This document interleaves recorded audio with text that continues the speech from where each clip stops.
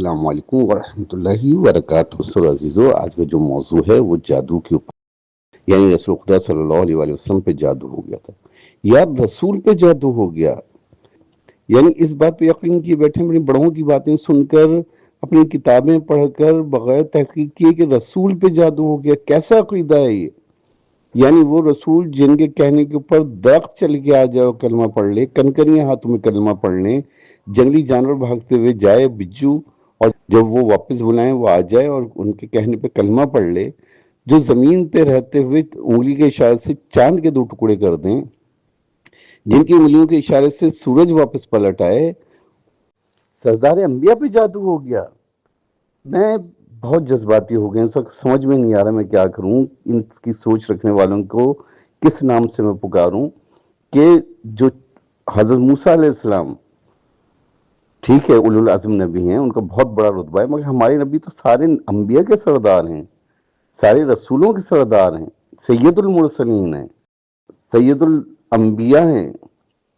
ان کے اوپر جادو؟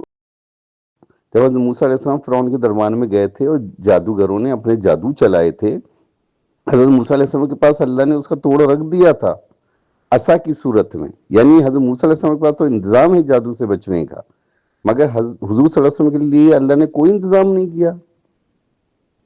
جو سردار انبیاء ہیں ان کے پاس کوئی انتظام نہیں ہے. کوئی ایک چھوٹا نبی بتا دیں کہ جس کے اوپر جادو کا اثر چل گیا ہو. جب انبیاء کے اوپر جادو چل جائے گا تو ان کی ساری ہدایت مشکوک ہو جائے گی. یعنی ہر شخص پہ یہ سوچے گا کیا پتہ یہ جو ہے حکم جو انہوں نے سنایا تھا وہ ایسا تو نہیں ان کے اوپر اس وقت جادو ہو گیا تھا، ان کی عقل کے اوپر کسی نے تصرف کر لیا تھا. ان کا تو سارا کار انبیاء ضائع ہو جائے گا. جو قرآن حضور صلی اللہ علیہ وسلم پہ نازل ہوا، جس کی حفاظت کا ذمہ اللہ نے خود نے اٹھایا، وہ قرآن تو قیامت تک محفوظ ہے. اور حضور صلی اللہ علیہ وآلہ وسلم جیسی کامل و اکمل ذات کے دماغ و عقل اقدس پر تصرف کرنے کی مجال معلومہ سے حفاظت کا کوئی انتظام نہیں کیا. کسی ذات کی عقل پر تصرف تبھی ہو سکتا ہے جب اس ذات میں کوئی کمی ہو، اور حضور صلی اللہ علیہ وآلہ وسلم کی ذات تو سب سے اعلیٰ اور عرفہ ہے. آپ کا تو نام ہی محمد صلی اللہ علیہ وآلہ وسلم ہے، یعنی جس کی سب سے زیادہ تعریف کی گئی ہو. یہ ہے رسول اللہ صلی اللہ علیہ وسلم کی معرفت ان لوگوں کے دلوں میں. میں یہاں پہ یہی بات کہنا چاہوں گا کہ میرے دوستوں، میرے ساتھیوں، میرے عزیزوں، ہمیشہ عقل سے سوچا کرو، کیونکہ اسلام جو ہے وہ عقل والوں کا دین ہے، وہ بے وقوفوں کا دین نہیں ہے. جو بڑوں نے لکھ دیا، جو بڑوں نے کہہ دیا، بس من و عن وہ تسلیم کر لیا. تحقیق ہر چیز میں ضروری ہے، ریسرچ ہر چیز میں ضروری ہے. آپ ریسرچ کریں کہ حضور صلی اللہ علیہ وسلم پہ جادو ہو سکتا ہے کیا؟ اگر میں یہاں پر قبلہ علامہ انور علی نجفی صاحب کی یہ بات کہوں کہ وہ جادو جو ہے وہ حضور صلی اللہ علیہ وسلم پہ نہیں ہوا تھا بلکہ ان کی زوجہ کے اوپر ہوا تھا، تو لوگ جو ہے نا تلواریں لے کے اور لاٹھیاں اور ہاکیاں لے کے میرے طرف چل پڑیں گے. میں نے بی بی عائشہ رضی اللہ تعالیٰ عنہ کے لیے یہ بکواس کیوں کی؟ لیکن آپ یہ دیکھیں کہ بی بی عائشہ کا بہت بڑا منصب ہوگا، بی بی عائشہ کی بہت زیادہ عزت ہوگی، لیکن کیا حضور صلی اللہ علیہ وسلم سے زیادہ ہے؟ حضور صلی اللہ علیہ وسلم کے لیے تو آپ یہ بات ایکسیپٹ کرنے کو تیار ہو گئے کہ ان کے اوپر جادو کا اثر ہو جاتا تھا، اور وہ جو کرنا چاہتے تھے وہ نہیں کر پاتے تھے، ان سے جو کہنا چاہتے تھے اس کے علاوہ ان کی زبان سے الفاظ نکل جاتے تھے. جو نظر آ رہا ہوتا تھا اصل میں وہ نہیں ہوتا تھا. تو کیا حضرت بی بی عائشہ کے لیے یہ نہیں سوچا جا سکتا کہ بی بی عائشہ کے دماغ کے اوپر کسی نے تصرف کر لیا اور وہ دیکھ رہی ہوتی تھی کہ حضور صلی اللہ علیہ وسلم یہ کام کر رہے ہیں، حالانکہ وہ کام نہیں کر رہے ہوتے تھے. وہ سمجھتی تھیں کہ حضور صلی اللہ علیہ وسلم پہ جادو کا اثر ہو گیا، لیکن اصل میں نہیں ہوا ہوتا تھا، وہ ان کے اوپر جادو کا اثر تھا اصل میں. بہرحال یہ جو میرے الفاظ ہیں کا اے آئی کے غیر جانبدار تجزیے سے کوئی تعلق نہیں ہے، یہ میرے اپنے جذبات ہیں، اور اے آئی کو میں بالکل آزاد چھوڑتا ہوں کہ وہ اپنے طور پر خود اپنا فیصلہ کرے. ہمارا اور صرف ہمارا عقیدہ ہے نبی معصوم ہے، ہر حال میں معصوم ہے، اس سے کوئی خطا نہیں ہوتی، اس سے کوئی نسیان نہیں ہوتا ہے، اس پہ کوئی جادو نہیں ہوتا ہے، اسے کوئی شک نہیں ہوتا ہے، اسے کوئی شبہ نہیں ہوتا. یہ صرف تشیع کا عقیدہ ہے. اچھا، آپ انبیاء کے اوپر جادو کو بھی نہیں مانتے؟ نہیں مانتے، ممکن نہیں، شیعہ فکر میں نہیں ہے؟ نہیں ہے. تو ہمارے پاس تو روایات ہیں بخاری مسلم کے اندر کہ حضور پر وہ یہودی نے جادو کیا تھا جس سے آپ کے اوپر اس کا اثر بھی ظاہر ہوا. یہی وہ اس حد تک ظاہر ہوتا تھا کہ آپ اگر کوئی کام کر لیتے تھے, نہیں کیا ہوتا تھا تو آپ کو خیال ہوتا تھا کہ گویا کہ میں نے کیا ہوا. یہ صحیح بخاری کی روایت ہے. جی جی اسی لیے ہم کہہ رہے ہیں بعض اوقات تو یہ ہے کہ آپ اگر اپنی ازواج کے پاس نہیں گئے ہوئے تھے تو ان کو لگتا تھا کہ میں اس بیوی کے پاس گیا ہوں یا اس کے پاس, تو یہ اتنا اثر آپ کے اوپر ہوا تھا. ہم یہی تو آپ بات وہی ہو رہی ہے. آپ کہتے ہیں ہم نبی کے معصوم کے قائل ہیں, ہم کہتے ہیں آپ لوگ نبی کے معصوم عصمت کے قائل نہیں ہیں. آپ انہیں محفوظ عن الخطا نہیں سمجھتے ہیں. جب ایک آدمی کو پتہ نہیں ہے کہ میں نے یہ کام کیا ہے یا نہیں کیا ہے, نہیں, پھر وہ جبرائیل امین نے آ کر سورہ فلق اور سورۃ الناس معاوضتین بتائیں کہ آپ کے اوپر فلاں یہودی نے جادو کیا ہے اور آپ یہ پڑھیں, اور پھر وہ آپ اس طرح پڑھتے تھے اور اس جگہ سے وہ کنگا وغیرہ وہ پورا وہ کنویں سے نکالا گیا اور آپ سے جادو کا اثر ختم ہوا. صحیح, یہ داستان تو یہی ہے. داستان یہی ہے. اس داستان کے مطابق آپ پہ جادو ہوا. پیریڈ مجھے یاد نہیں ہے, 6 مہینے کتنے کا, غالباً اتنا ہی عرصہ 6 مہینے ہے. جی. یہ نہیں, یہ ایک آدھ دن کا نہیں ہے. آپ نے تو ایسے بیان کیا تھا نا کہ ہوا تو تھا لیکن جبرائیل آئے تھے. جی 6 مہینے اس وقت میں. جی جی 6 مہینہ, جو بھی آپ 2 مہینہ کہیں, 1 مہینہ کہیں, 1 دن کہیں, اس پیریڈ میں رسول خدا نے جو کچھ کیا اس کی حجت ختم. ان کو تو پتہ ہی نہیں چلتا تھا میں کر رہا ہوں یا نہیں کر رہا ہوں. جو کچھ کہا یا جو کچھ نہیں کہا اس کی حجت بھی ختم ہو گئی.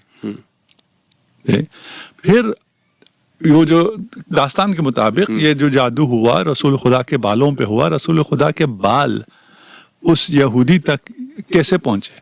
معاویہ کون ہے؟ ام المومنین حضرت عائشہ رضی اللہ حضرت عائشہ. حضرت عائشہ پہ بعد میں جادو ہوا. دیکھیں ابھی یہ حصہ کتنا سب کو پتا ہے کہ رسول پہ جادو ہوا ہے. یہ والا حصہ نہیں پتا کہ حضرت عائشہ پہ بھی جادو ہوا تھا. ہم کہتے ہیں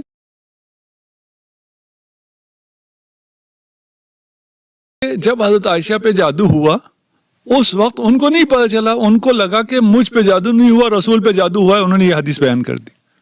اور مفتی فضل ہمدرد کے درمیان ہونے والا وہ مشہور مباحثہ جس میں یہ سوال اٹھایا گیا کہ کیا واقعی نبی کریم صلی اللہ علیہ وآلہ وسلم پر جادو اثر انداز ہوا تھا؟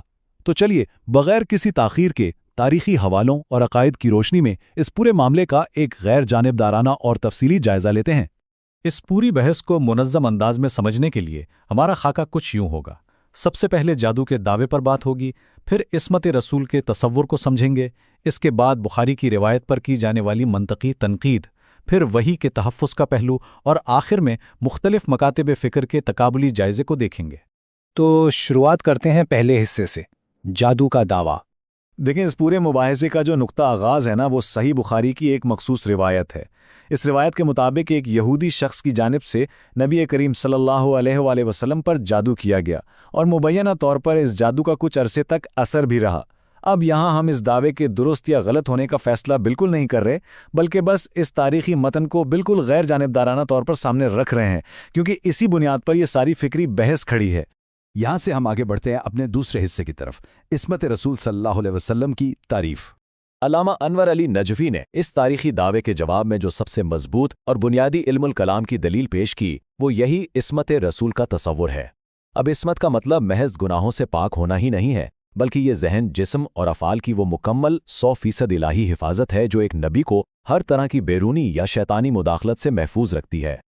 مباحثے میں یہ نقطہ بڑی شدت سے اٹھایا گیا کہ اگر انبیاء کے ذہن یا جسم پر جادو جیسی چیزیں واقعی اثر انداز ہونے لگیں تو یہ اس مکمل الہی حفاظت کے تصور سے براہ راست ٹکرا جاتا ہے.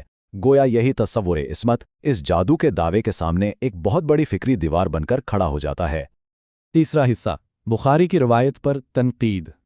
اب ذرا رک کر ایک انتہائی سادہ لیکن گہرے منطقی سوال پر غور کرتے ہیں.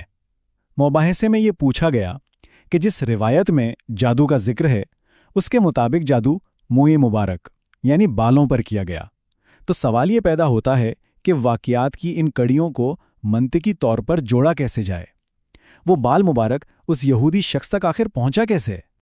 یہ بات واقعی بہت دلچسپی کی حامل ہے کہ یہ محض کوئی تاریخی حوالہ نہیں بلکہ سراسر منطق اور عقل کا سوال ہے.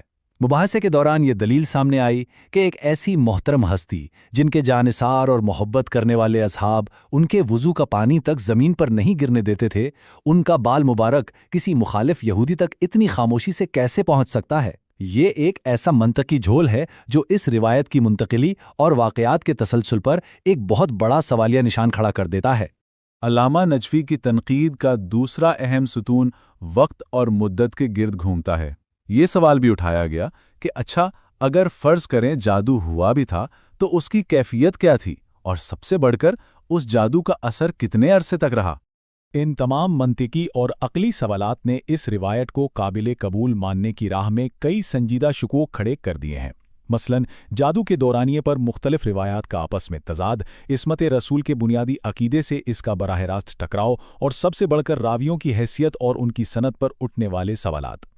اس سے ایک متبادل سوچ جنم لیتی ہے کہ شاید اس روایت کا ماخذ ہی اس قدر مستند نہ ہو جتنا عام طور پر سمجھا جاتا ہے، اور یہی تمام منطقی کمزوریاں اس تاریخی متن پر تنقید کی مضبوط بنیاد بنتی ہیں۔ چوتھا حصہ، وحی کا تحفظ۔ یہ نکتہ شاندار طریقے سے اس بات کو واضح کرتا ہے کہ جادو کا دعویٰ صرف کسی جسمانی تکلیف کا دعویٰ نہیں ہے، اس کی منطقی ترتیب کو سمجھیں۔ جادو انسان کے حواس اور سوچنے سمجھنے کی صلاحیتوں پر اثر انداز ہوتا ہے، ٹھیک ہے؟ اب ایک نبی کا ذہن ہی وہ واحد ذریعہ ہے جو خدا کے پیغام یعنی وحی کو وصول کرتا ہے اور پھر اسے آگے امت تک پہنچاتا ہے۔ اگر اسی ذہن پر کسی بھی قسم کی بیرونی مداخلت یا جادو کو تسلیم کر لیا جائے تو یہ علم الکلام کی روح سے ایک ناممکن بات سمجھی جاتی ہے، کیونکہ اس سے تو براہ راست وحی کی مطلق سالمیت خطرے میں پڑ جاتی ہے۔ یہ تصور کہ نبی کے ذہن کی حفاظت دراصل وحی اور پیغام الہی کی حفاظت کے مترادف ہے، اس پوری فکری بحث کا اصل نچوڑ ہے۔ تقابلی فقہ اور عقائد کا مطالعہ کرنے والوں کے لیے یہ فرق سمجھنا انتہائی ضروری ہے کہ آخر کیوں ایک مکتب فکر اس معاملے پر اتنی حساسیت دکھاتا ہے، کیونکہ بات صرف ایک گزرے ہوئے تاریخی واقعہ کی نہیں، بات یہ ہے کہ اگر پیغام لانے والے کا ذہن ہی مکمل محفوظ تصور نہ کیا جائے تو پھر اس پیغام کی سچائی اور سالمیت کی کیا ضمانت باقی رہ جائے گی؟ اور اب ہم آتے ہیں اپنے آخری حصے کی طرف، تقابلی فکری پہلو۔ تو اہم ترین نقطہ یہ ہے کہ دونوں فریقین کے دلائل آتے کہاں سے ہیں۔ ایک طرف اہل سنت کا زاویہ نگاہ ہے جن کا زیادہ تر انحصار اپنی مستند سمجھی جانے والی متنی تاریخ یعنی صحیح بخاری پر ہے، وہ تاریخ اور احادیث کے اس تسلسل کو اپنی دلیل کی بنیاد بناتے ہیں، اور دوسری طرف شیعہ مکتب فکر کی نمائندگی کرتے ہوئے علامہ نجفی نے عصمت رسول اور منطقی استدلال کا بھرپور سہارا لیا تاکہ اس مخصوص متن کی درستی پر سوال اٹھایا جا سکے۔ دونوں ہی کے پاس اپنا اپنا ایک مضبوط فکری اور استدلالی دائرہ ہے جس کے اندر رہ کر یہ زبردست علمی بحث کی گئی۔ اور اسی اہم سوال کے ساتھ ہم آج کے اس جائزے کو سمیٹتے ہیں۔ یہ پورا مباحثہ ہمیں ایک بہت گہری سوچ میں مبتلا کرتا ہے کہ جب تاریخی کتابوں میں لکھی کوئی بات مذہب کے بنیادی اور منطقی عقائد سے ٹکراتی ہوئی محسوس ہو تو ایک تحقیق کرنے والا طالب علم ان دونوں کے درمیان توازن کیسے قائم کرے؟ کیا محض تاریخی متن کو عقیدے پر فوقیت دے دی جائے یا پھر بنیادی عقیدے کی مضبوط روشنی میں اس متن کو پرکھا جائے؟ یہ وہ سوال ہے جو علمی جستجو کو مزید آگے بڑھانے کی دعوت دیتا ہے۔ آج کے اس علمی جائزے میں ساتھ رہنے کا بہت شکریہ۔ اچھا، اب مجھے اجازت دیں اس اپنے پن کی گزارش کے ساتھ کہ دامن قرآن اور اہل بیت کبھی مت چھوڑیے گا، کیونکہ یہ وصیت رسول صلی اللہ علیہ وسلم ہے۔ اللہ حافظ۔